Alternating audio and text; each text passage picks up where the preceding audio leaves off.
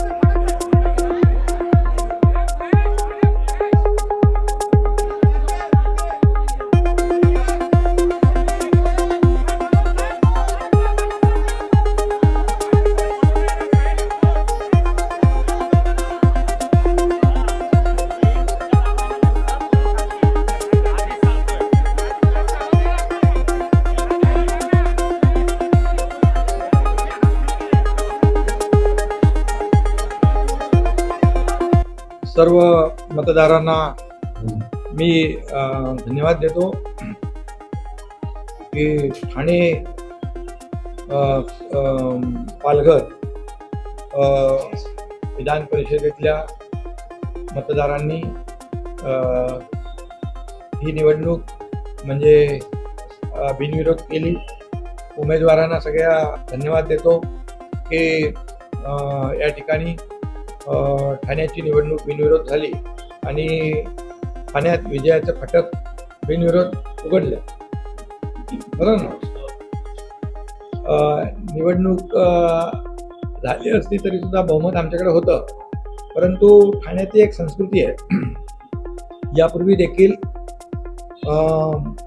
वसंत डावखरे साहेबांना त्या काळात बिनविरोध निवडून देण्याचं काम आम्ही केलं होतं आणि ठाणे पालघर विधान परिषद आणि यवतमाळ विधान परिषद दुष्यंत चतुर्वेदी हे देखील बिनविरोध आलेले आहेत। शिवसेनेचे 2 बिनविरोध आले, भारतीय जनता पक्षाचे 2 बिनविरोध आले आणि राष्ट्रवादी अजितदादा गटाचे देखील 2 बिनविरोध आले, म्हणजे 6 बिनविरोध या ठिकाणी उमेदवार झालेले आहेत। ही पुढील विजयाची नांदी आहे। जळगाव आणि नाशिक देखील चर्चेअंती बिनविरोध म्हणजे आता एकमेकाला पाठिंबा जवळपास ते दोन्ही बिनविरोध होऊ शकतात। आणि मी अगोदर पण सांगितलं होतं, ज्या दिवशी फॉर्म भरला त्या दिवशी की 17च्या 17 जागा महायुती जिंकेल असा विश्वास मी व्यक्त केला होता। कारण महाविकास आघाडीमध्ये जी काही बिघाडी पाहिलेली आपण, म्हणजे त्यांचे कोणाचा कोणात पायपोस नाही आणि या निवडणुकीत देखील मोठ्या प्रमाणावर त्यांच्यामध्ये गटबाजी मतभेद सगळे समोर आले आणि उमेदवारांनी देखील त्यांच्या अनेक ठिकाणी माघार घेतली। यावरून महाविकास आघाडी कशी काय परिस्थिती झालेली आहे महाराष्ट्रामध्ये, इतर लोकसभेत देखील आपण पाहिलं, विधानसभेत पाहिलं, झालेल्या स्थानिक स्वराज्य संस्थांमध्ये देखील आपण पाहिलं आणि ह्या विधान परिषदेमध्ये देखील आपण पाहतोय। त्यामुळे महाराष्ट्रामध्ये महायुती मजबूतीने यशस्वी वाटचाल करते आहे।